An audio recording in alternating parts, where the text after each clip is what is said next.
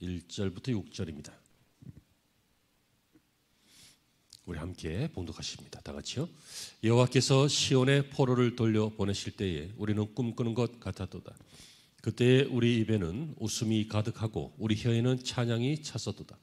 그때에 문 나라 가운데서 말하기를 여호와께서 그들을 위하여 큰 일을 행하셨다 하였도다. 여호와께서 우리를 위하여 큰 일을 행하셨으니 우리는 기쁘도다.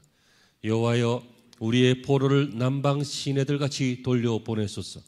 눈물을 흘리며 씨를 뿌리는 자는 기쁨으로 거두리로다. 울며 씨를 뿌리러 나가는 자는 반드시 기쁨으로 그 곡식단을 가지고 돌아오리로다. 아멘.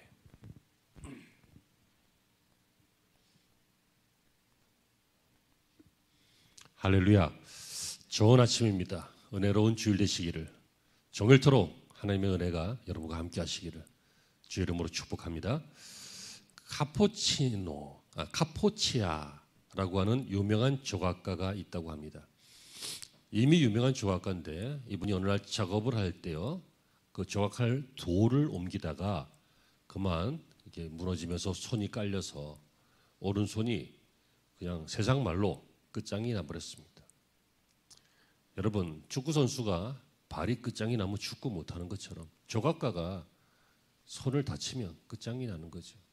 그래서 자신의 평생의 모든 일들이 다 끝났구나, 이런 생각 때문에 좌절하고 슬퍼하고 한동안 집에 있고, 그러다가 이분이 마음이 좋은 분인가 봐요. 마음을 새롭게 다스렸어요. 이럴 게 아니다. 내가 손이 망가졌어도 왼손으로 연습해 보자. 그래서 왼손으로 하는데 얼마나 오른손잡이가 왼손잡이가 되는 것이 쉽지 않잖아요. 그러나 오랫동안 연습해서 드디어 작품을 만들기 시작했습니다. 어느 날 오른손으로 했던 것 못지않은 좋은 작품을 왼손으로 딱 만들어서 발표하니까 사람들이 그 작품을 보고 그 작품에 이름이 있겠지요. 보통 이렇게 생각하는 사람 이런 식으로 이름이 있잖아요. 그런데 이름이 있을 텐데 그 이름이 뭔지 모르겠지만 많은 사람들이 그 작품을 이렇게 불렀습니다. 그럼에도 불구하고. 저 조각상의 이름을 부제를 붙였는데 부제가 그럼에도 불구하고요. 무슨 말인지 이해가 되십니까? 네. 낙심하는 상황이 사람은 누구나 있을 수 있겠습니다. 여러분, 낙심하는 일들, 낙심한다고 해서 그것으로 끝나지 않습니다. 어떤 사람은 그 낙심을 딛고 희망으로 바꾸고 이겨내는 사람이 있고, 어떤 사람은 그 낙심을 끌어안고 낙심에 낙심을 더해서 절망을 향해 가다가 나중에는 인생이 아주 나락으로 떨어지는 경우도 있습니다. 여러분, 이 두 사이에서 우리는 선택을 해야 됩니다. 그래서 인생은 B와 D 사이의 C다, 이런 말이 있습니다. B, birthday, 태어나는 거죠. 출생하는 거예요. D, dead, 죽는 거예요. 그런데 B와 D 사이에 C가 있잖아요. C, choice, 선택, 그게 있다고요. 여러분, 선한 것, 좋은 것, 아름다운 것, 여러분들을 살리는 것, 그러한 것들이 선택되어지기를 바랍니다. 이를 위해서 하나님께서 여러분들의 마음에 함께 하셔서 여러분들에게 좋은 인생을 선택할 수 있는 지혜를 주실 줄로 믿습니다. 자, 오늘 본문의 배경은 바로 그런 것인데요. 이스라엘이 바벨론의 포로 생활하다가 해방이 되어서 다시 고향으로 돌아왔습니다. 여러분, 포로된 민족이, 식민지화된 민족이 해방되어서 본국으로 귀환해서 고향으로 돌아간다는 것, 꿈만 같은 일입니다. 여러분, 3일 우리가 8.15 때 광복되었을 때 사람들은 실감을 잘 못했다 그래요. 왜냐하면 꿈 같았기 때문이에요. 이거 혹시 가짜 아니야? 잘못된 거 아니야? 그런 분위기였다고 합니다. 그것처럼 여러분, 이스라엘이 바벨론에 포로되었다가 고향으로 돌아왔을 때 꿈 같은 일을 겪었지만 현실은 어땠습니까? 고향에 와보니까 성전도 다 무너져 있고 예배할 데도 없고 사람들도 다 흩어져서 몇 명 되지도 않고 농사지을 땅도 척박해졌고 관리를 안 했으니까 그 농사 될 것 같지도 않고 더군다나 주변 나라들이 자꾸만 틈틈이 자신들을 괴롭히고 약탈하고 그러니까 이들은 참 힘든 상황이었습니다. 인생이 내 마음대로 되지가 않습니다. 문제가 있고 고통이 있고 실패도 있고 현실적인 문제가 있습니다. 그럼 어떻게 해야 됩니까? 이것이 바로 오늘 설교의 제목입니다. 자, 따라합니다. 눈물을 흘리며 씨를 뿌린다. 그거예요. 여러분, 이렇게 절망스러운 상황에서, 이렇게 할 것 없는 상황에서, 이렇게 별 소망이 없는 상황에서 우리가 어떻게 해야 됩니까?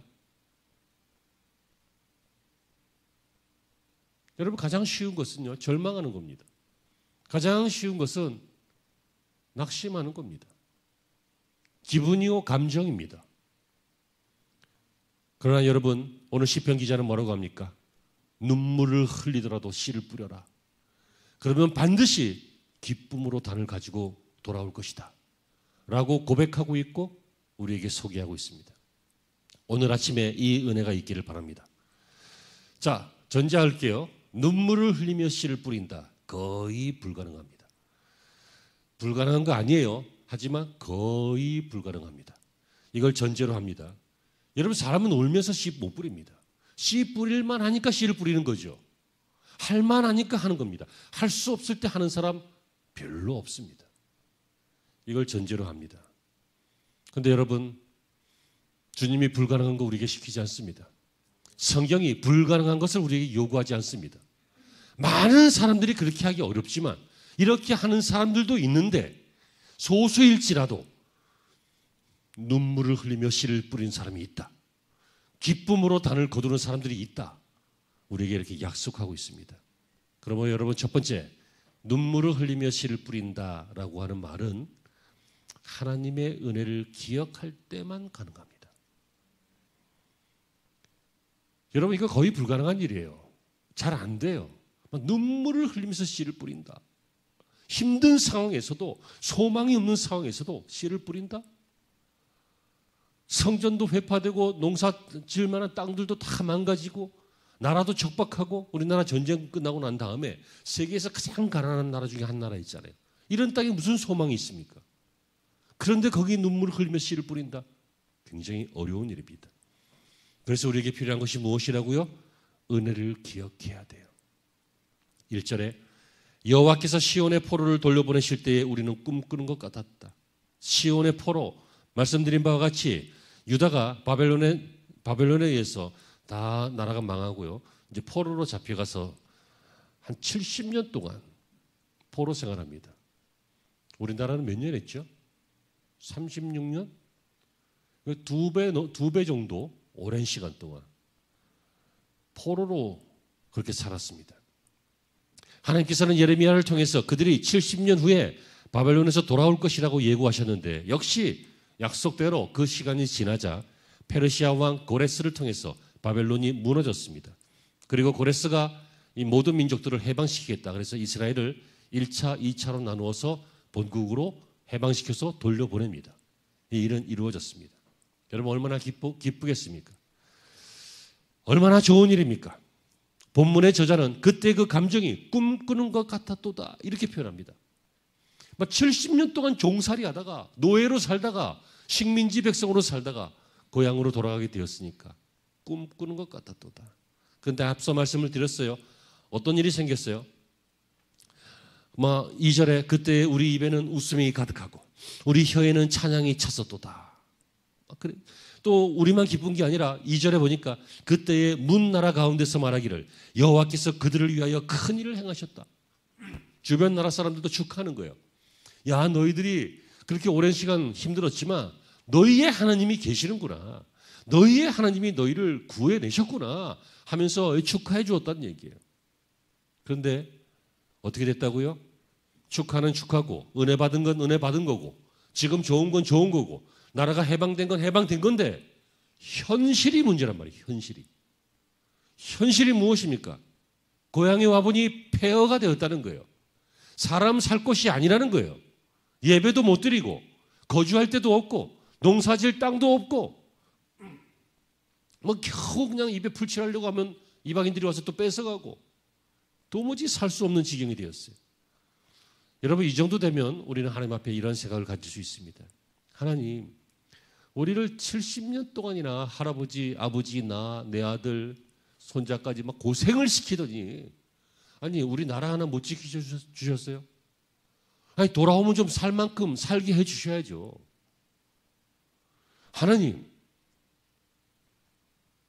하나님께서 이렇게 하셨을 때는 우리 보고 살라고 하는 거지 죽으라고 하는 거 아니지 않습니까? 자, 이게 보통 마음이 이런 마음이 들기 쉽습니다. 그런데 여러분 시편 기자는 어떻게 해요? 찬양을 하고 있어요. 웃음이 가득하다. 우리 입에는 찬양이 찼다. 여호와께서 큰 일을 행하셨다. 우리는 꿈꾸는 것 같았다. 하면서 이렇게 고백하고 있어요. 이 사람은 둘 중 하나죠. 현실 감각이 없는 바보 멍청이거나 아니면 하나님의 은혜를 기억하는 사람이거나. 사랑하는 성도 여러분, 우리의 안타까움이 바로 이겁니다. 우리는 스트레스가 너무 많거나 아니면 현실의 문제에서 너무 걱정, 근심이 많거나 아니면 문제에 빠져서 내 신앙이 위축되고 내 인생이 위축되거나 하면 어떤 일이 생겨요? 은혜는 은혜고 현실은 현실이고 이렇게 되기가 쉬워요.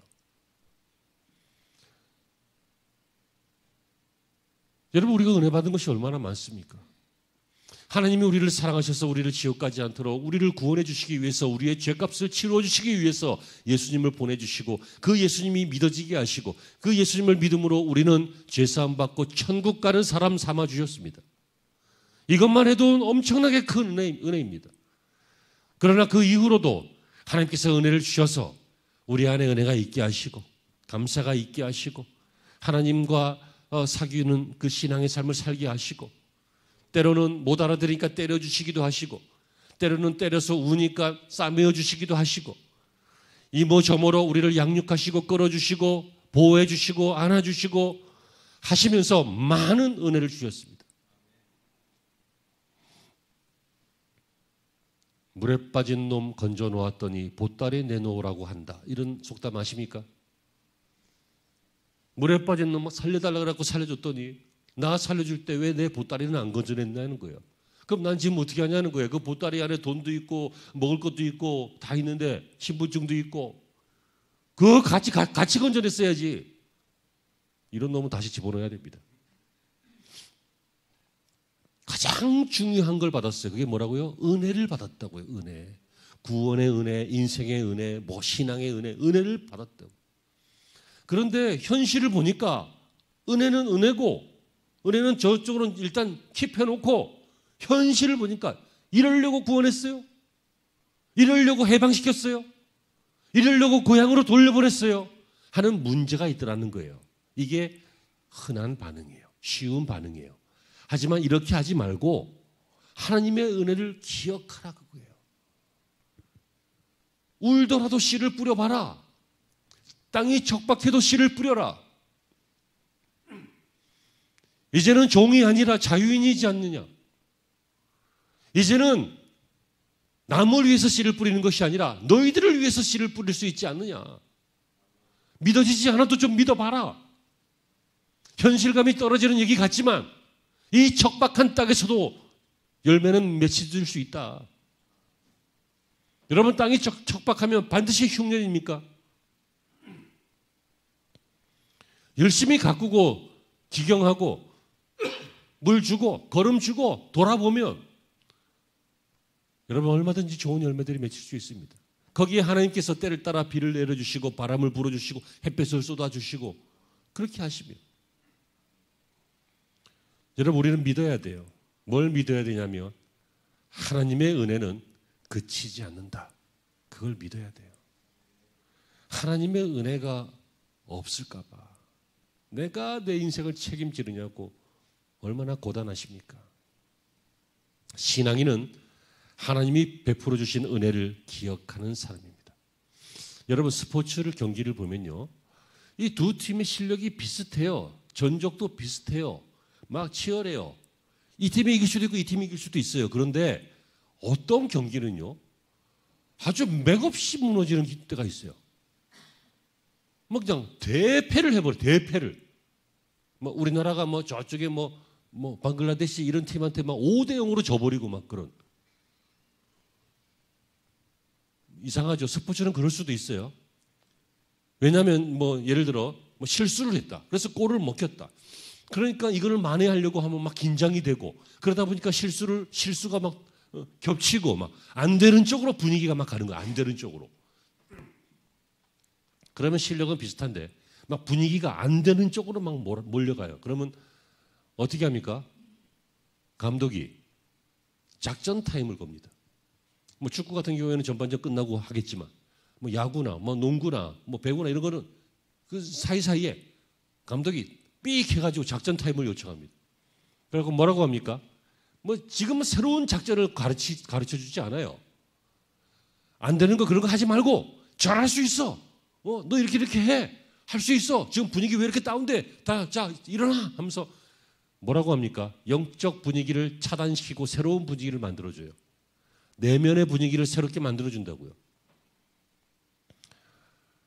전반전에 막 죽을 쑤다가도 하프타임 때 감독이 혹은 코치가 이 사람들을 막 이 상태를 바꿔주면 후반전에 분위기가 바뀔 때도 많아요. 여러분 신앙생활도 똑같습니다. 신앙생활도 현실을 판단하는 능력이 계속 현실만 보고 있을 때는요. 영적 분위기가 잘 안 나와요. 그래서 우리에게는 신앙생활도 믿는 분위기, 소망을 갖는 분위기, 하나님의 은혜를 기억하는 분위기 이런 분위기로 자꾸 바꿔야 돼요. 이 자꾸 바꾸는 그게 예배고 그게 큐티고 그게 말씀을 기억하는 것이고 그게 받은 은혜를 기억하는 거예요.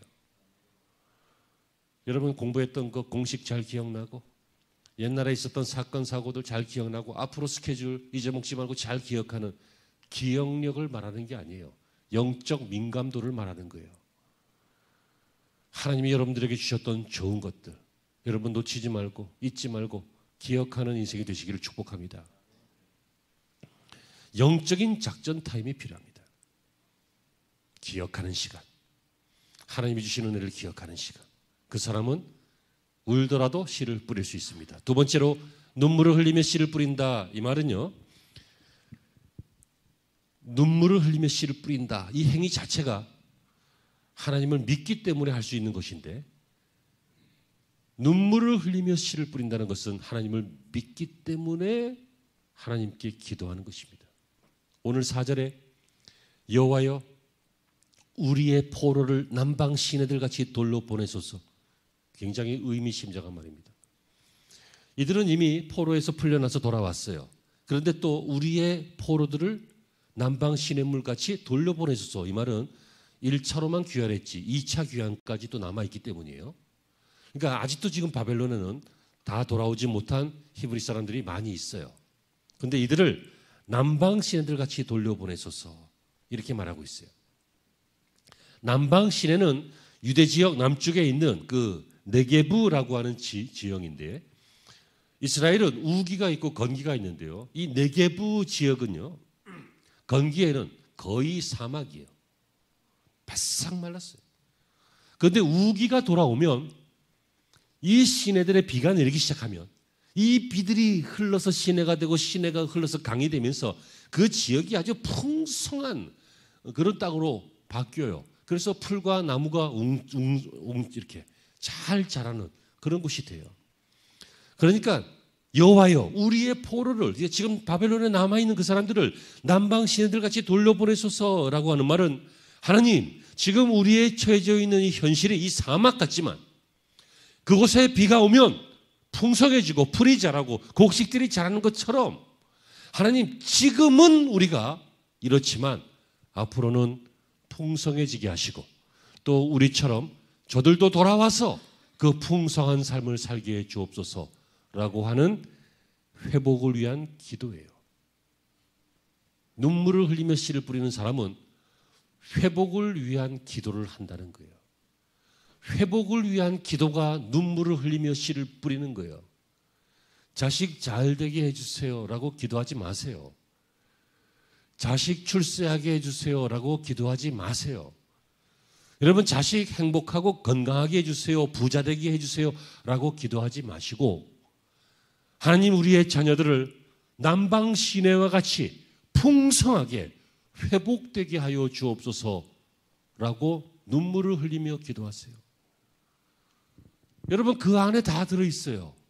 그 안에 그들이 시냇물같이 풍성하게 회복되어지면 그 안에 나무들이, 곡식들이, 땅들이 회복될 것이고, 아멘.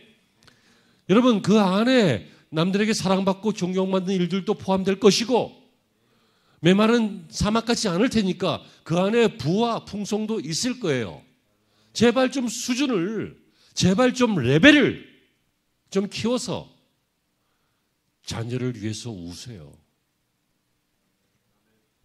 눈물을 흘리며 씨를 뿌리라고요. 경영을 할 때도요, 눈물을 흘리면서 경영을 하세요. 열심히 하는 것, 여러분, 세상 사람 다 열심히 해요. 근데 여러분보다 더 열심히 하잖아. 여러분보다 더 지혜롭게 하잖아요. 어떻게 경쟁해서 이길래요? 여러분의 최선 위에 눈물을 타세요. 하나님, 이 기업은 하나님의 기업입니다 하면서 경영을 하시라고요. 직장 생활이든 사업이시든 장사이시든 뭐든지. 복음의 전함이라고 하는 기업이 있어요. 우리 교회 시작할 때 같이 시작한. 이분은요, 광고업계에서 굉장한 베테랑이고 큰 회사를 운영했어요. 예를 들어서 대기업 광고 이런 거 했던 분이에요. 청와대 홍보하는 광고도 하고 막 이랬던 분이에요. 근데 이분이 어느 날 자기 광고회사 사장인데, 자기는 연매출이 굉장히 많은 회사 사장인데, 그 회사 탕비실에 그 물통 생수 배달하시는 분이 계시는데, 이분이 생수를 배달할 때마다 생수에다가 이 하나님에 대한 이 전도지 같은 거 이렇게 딱 붙여가지고 이렇게 배달을 하는 거. 근데 이제 사장님은 크리스찬이니까 저렇게 하면 싫어하는 사람들도 있을 수 있을 것, 나는 괜찮지만 싫어하는 사람도 있을 것 같은데 해서 물어봤대요. 그래서 선생님, 이거 이렇게 이런 거 같이 붙여가지고 생수 배달하면 사람들이 싫어하는 사람들도 있지 않냐고 그랬더니 있습니다. 어떤 사람은 거래도 끊습니다. 어떤 사람은 교회 싫다고 또 예의 없이 남의 사무실에다가 이런 거 막 같이 붙여가지고 갖고 오냐고 거래도 끊는 사람도 있습니다. 근데 이 아저씨가 하는 말이, 내가 큰 영향력은 없는 사람이지만 할 수 있는 범위에서는 예수님을 전하고 싶습니다. 그러더라는 거예요. 그래서 이분이 마음이 많이 울렸대요. 나는 평생, 난 성공한 사업까지만 평생 삼성만 광고해주고 LG만 광고해주고 유명한 일들만 광고하고 하나님을 광고한 적이 없구나. 이게 마음에 너무 떨리는 거예요. 성령이 주신 감동이죠. 그래서 이분이 어떻게 했냐면 회사를 정리했어요. 회사를 정리하고 비영리 복음을 전하는 광고 회사를 만들었어요. 그게 복음을 전함이라고 하는 비영리 단체예요. 저희 교회 시작할 때 우리 교회 플랜카드도 그런 거 많이 붙였습니다. 눈을 감아 보세요. 뭐 이렇게 그런 거 있잖아요. 뭔가 좀 울림이 있는, 사랑한다면 기도해 주세요. 그런 광고 보셨나요? 웬 탤런트라든지 아니면 모델이 이렇게 딱 얼굴이 나오고 짧은 글자 몇 개 딱 있는 그런 광고들. 그래서 이분이요, 그때 중앙일본가 동아일본가 그 아래 한 칸이만 그 3,300만 원짜리를 그 광고, 예수님을 광고하는 그 광고지를 딱 붙여서 냈어요. 사람들은요 꼭 그런 얘기합니다. 그 돈으로 차라리 다른 거 하면 더 좋지 않냐? 쓸데없는 낭비하는 거 아니냐? 마치 어떤 여인이 예수님의 발을 닦였을 때 네가 무슨 의사로 그것을 허비하느냐 하는 것처럼 막 그런 욕도 많이 비난도 많이 받았대요. 근데 많은 분들이 뜻밖의 예수 믿는 사람만 보는 게 아니라 일반 신문이에요. 일반 신문. 그러니까 그걸 보고 한때 교회 다녔거나 아니면 어떤 예수님에 대한 궁금증이 있었거나 이랬던 사람들이 전국에서 많은 가슴의 울림을 받았다는 거예요. 결국 이 일이 어떻게 됐는지 아십니까? 지금 한 10년쯤 되었는데요. 얼마 전에 전 세계에서 가장 비싸다는 맨하튼에 있는 그 무슨 광고 있죠? 뉴욕에 맨하튼에 그 중심 지역에 그 무슨 건물 광고 있잖아요. 그거. 예? 타임스퀘어. 교육한 지 얼마 안 돼갖고. 교육한 지 오래돼가지고. 타임스퀘어 광고. 거기에 예수님의 광고를 넣었어요. 여러분, 개인이 개인 돈으로 하면 불가능한 일이고 택도 없는 일이고 비효과적인 일이에요. 그런데 우리 주님을 전하겠다라고 하는 마음 때문에 막 미국에 있는 교인들이 모이고 후원하고 한국에서도 막 후원하고 이렇게 하면서 그 일을 하고 있어요. 그래서 많은 사람들이 그걸 보면서 가슴에 울림이 있는 거야. 울림이. 막 그냥 전자제품 광고 보면서 갖고 싶다 이런 것처럼 우리 예수님 광고를 보면서 저분 다시 만나고 싶다. 저분 다시 만나고 싶다. Be okay in Jesus 이런 광고예요. 문장도 간단해. 그냥 주님 안에 있으면 괜찮아 그런 얘기예요. 인생 힘들지 근데 주님 안에 있으면 괜찮아. 그래서 심플하고 강력한 무슨 얘기를 하려고 하는 것입니까? 하나님의 약속을 믿고 눈물을 흘리면서 기도하는 것, 그게 씨를 뿌리는 거라고요. 뿌려보세요. 어떤 씨앗이든지 신앙의 씨앗을 뿌려보세요.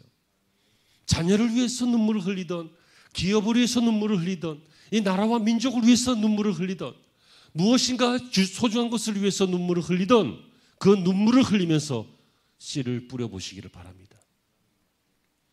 설교는 다 했고요. 이제 마지막 당부입니다. 세 번째, 눈물을 흘리며 씨를 뿌린다는 것은요. 세 번째, 그럼에도 불구하고 계속 심는 것을 말합니다. 5절과 6절에 우리에게 말하고 있습니다. 눈물을 흘리며 씨를 뿌리는 자는 기쁨으로 거두리로다. 울며 반복하죠. 울며 씨를 뿌리러 나가는 자는 반드시 기쁨으로 그 곡식단을 가지고 돌아오리라. 여러분, 심음의 법칙, 거둠의 법칙입니다. 심어야 거둡니다. 많이 심으면 많이 거둡니다. 콩을 심으면 콩을 거둡니다. 심은 대로 거둡니다. 중요한 건 심어야 거둔다는 거예요. 거둘 것을 기대하지 마세요. 심으세요. 심으면 거둬져요. 아인슈타인이 그랬잖아요. 어제와 똑같이 오늘을 살면서 내일을 기대하는 것은 미친 짓이다.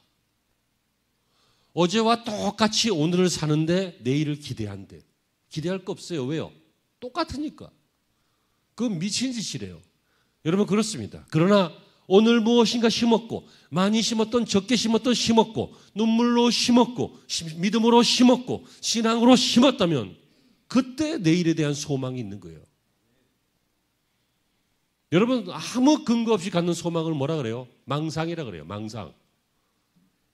망상은 해수욕장이지만 망상이에요. 하지만 근거가 있다면 그것은 소망이 돼요.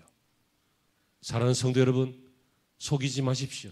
내 인생 잘 될 거야? 잘 안 될 겁니다. 하지만 믿음으로 심은 것이 있으면 잘 될 것입니다. 아멘.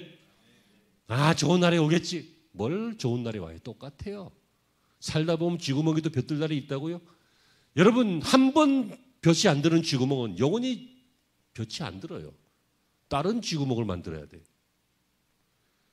무슨 얘기인지 이해가 되시고 깨달으시는 은혜가 있기를 바랍니다. 갈라디아 6장 7절은 이렇게 말합니다. 스스로 속이지 말라. 하나님은 업신여김을 받지 아니하시라니 사람이 무엇으로 심든지 그대로 거두리라. 계속 심는 거예요.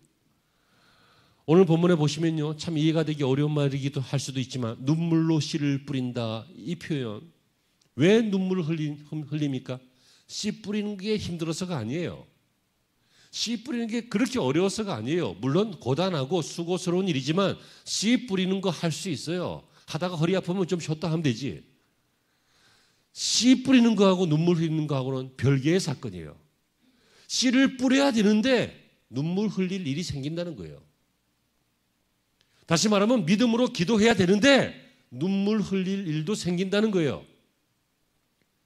소망을 가지고 나가야 되는데 현실은 소망과 다르다는 그런 눈물 흘리는 일들이 생길 수 있다는 거예요. 그래서 당부드리는 것인데 4절 5절에서 반복하고 있는 것처럼 눈물을 흘리며 씨를 뿌린다. 이 말은 계속 심어야 한다. 그 뜻이에요. 여러분 눈물을 막 씨를 뿌려야 되는데 막 힘든 일이 생겼어요. 어떻게 해야 돼요? 관둬야 돼요? 씨 뿌리는 거 관두고 가서 눈물 흘려야 돼요? 많은 사람들은요 하던 일을 멈추고 가서 웁니다. 막 웁니다. 힘든 일이 생기면 그 일에 빠집니다. 낙심합니다. 절망합니다. 그 일에 매몰됩니다. 여러분 그러니까 거둠이 없는 거예요.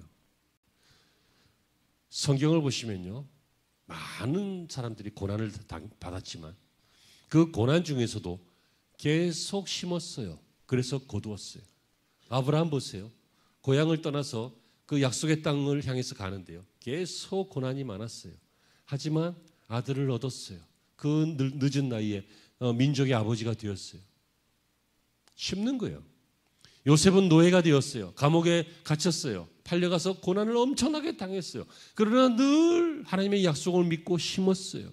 인간관계에서 사람들에게 비전을 주었어요. 꿈을 해몽해 주었어요. 성실했어요. 자신을 지켜냈어요. 그래서 하나님께서 그를 사용하셨어요.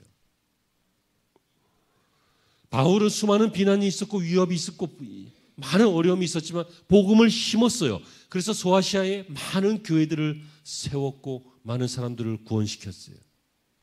예수님도 사람들에게 비난받고 조롱받으시면서 죽음으로 심으셨어요. 그랬더니 우리 성도들이라고 하는 열매를 거두셨어요. 여러분 한두 번 심는 거 괜찮습니다. 쉽습니다. 그만해도 대단합니다. 하지만 계속 심는 것은 쉽지 않습니다. 여러분 어떤 분이요 적어도 수년 이상 한결같다면 그 사람은 믿을 만한 사람입니다. 하지만 몇 년 괜찮더라도 끝까지 가지 못하는 경우가 많이 있잖아요.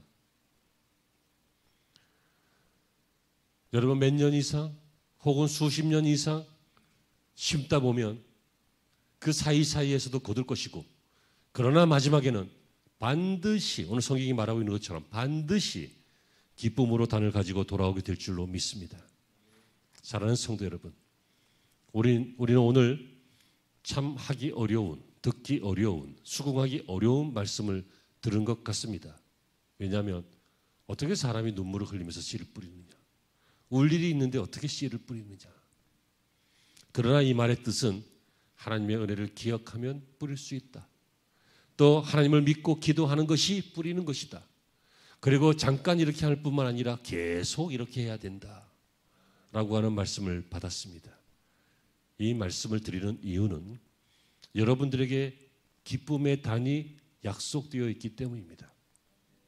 이것은 그냥 논리가 아닙니다. 격려가 아닙니다. 한번 이렇게 해보지, 이렇게 하는 게 좋을 텐데, 그 정도의 권면이 아닙니다. 이렇게 하는 사람은 오늘 성경이 우리에게 약속하고 있죠.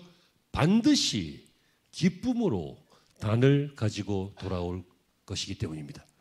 이 기쁨의 단이 여러분들의 자녀가 되기를 바라고, 이 기쁨의 단이 우리들의 교회가 되기를 바라고, 이 기쁨의 단이 여러분들의 경영이 되기를 바라며, 이 기쁨의 단이 이 나라와 민족 그리고 조국 교회가 되기를 간절히 축원합니다. 기도하시겠습니다. 하나님,